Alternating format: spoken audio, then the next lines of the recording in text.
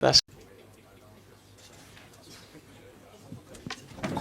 You want to do a media day with a wig? He has the same haircut anyway.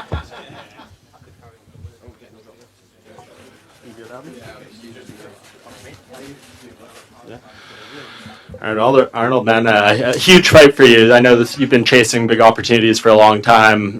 To get one like this, what do you think it kind of says about where you are at your career? It's all coming together. Yeah, I mean, like when Dan decided to come back to 45, I know he kind of announced it ahead of time. Was that something that you had reached out about, maybe inquiring about him as an opponent, or did they just come to you with him?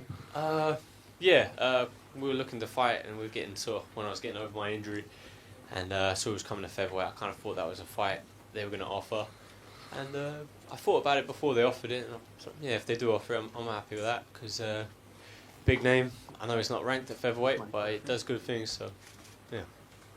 What do you kind of expect out of him? He's saying, this is as smooth as a weight cut could go for him. He's firing on all cylinders, things like that. What you would expect him to say, obviously. But do you think he's going to lose anything moving down? Does he gain anything? What do you expect? I'm pretty sure he's going to lose some stuff coming down. It's what a weight cut does. And if you're going to do a bigger weight cut than you usually do, it's going to make bigger effects on your body. So, yeah, definitely.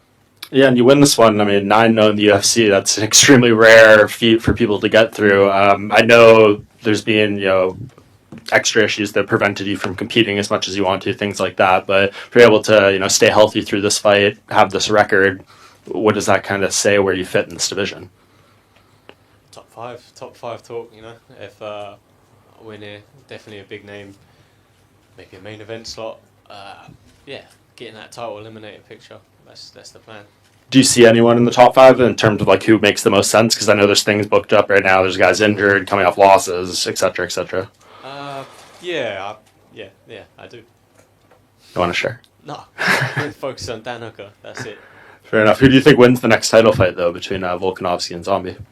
Volkanovski. I think pretty comfortable too.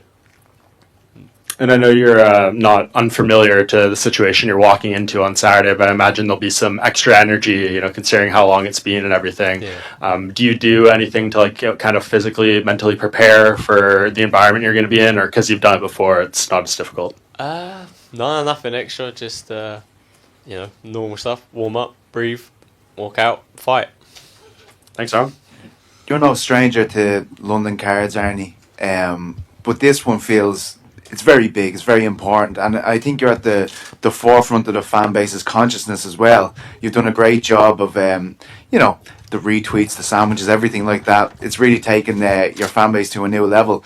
Does that change the dynamic of it when you're leading into fights like these, when there is more attention, when it's not flying under the radar, it's very much at the forefront of the card?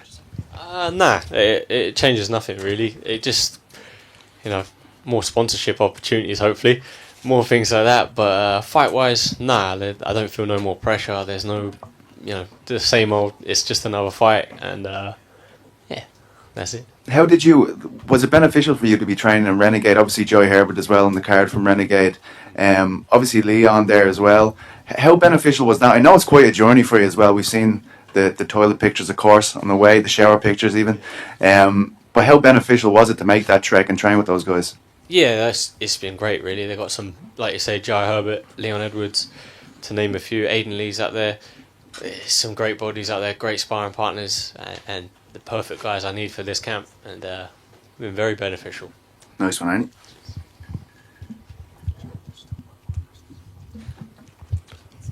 Arnie. Hey, Arnold, at the bottom. How you doing, bro? Good, mate. Yourself? Yeah, I'm doing great, man. Do you recognise this as your big moment? I know we know how good you are, but this is inevitably going to be a massive thing for you. If you can beat Dan Hooker, you're facing the top five, and then you're getting a title shot. Do you recognise this moment as being a huge one?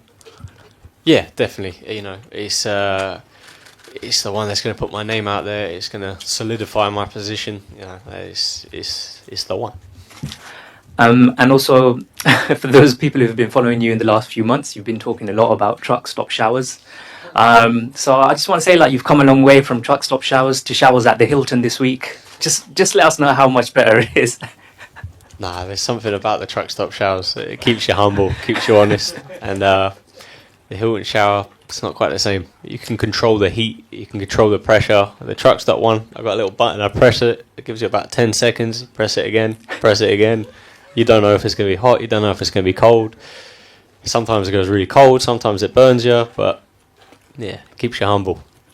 And just a final one from me. And I really have no shame saying this in front of everyone, but Arnold, you were like the first fighter that allowed me to come out and do some content with you. We spent some time together. We sat in Tesco car park and nearly got kicked out for eating meal deals together.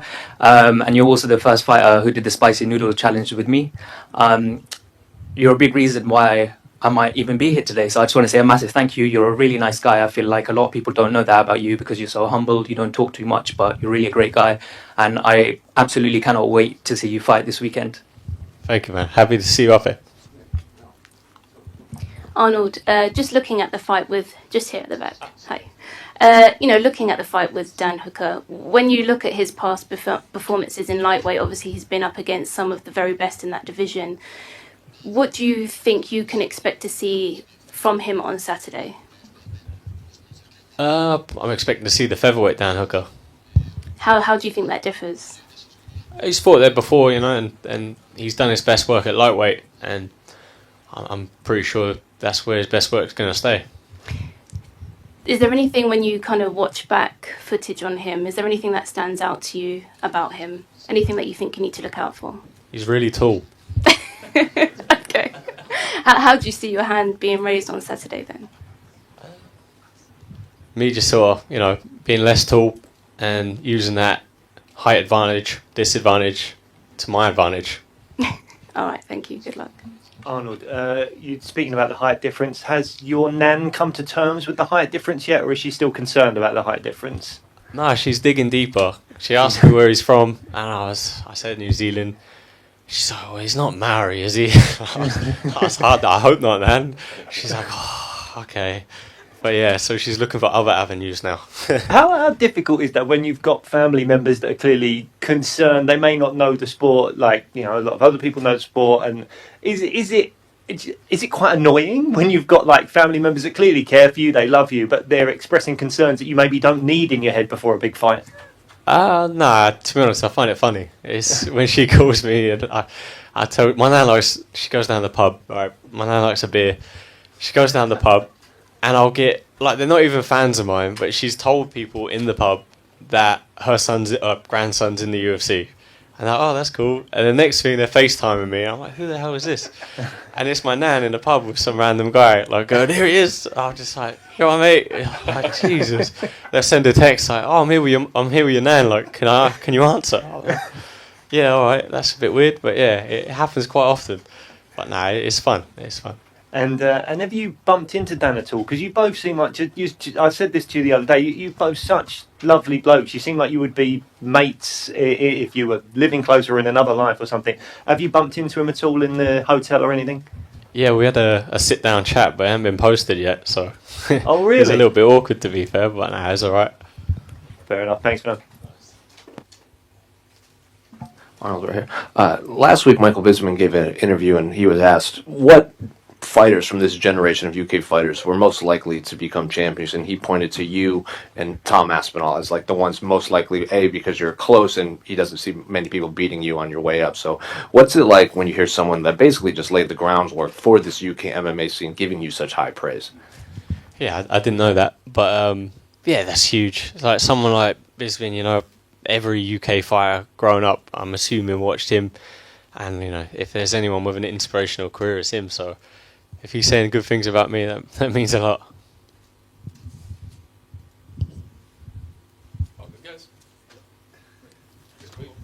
Thank you.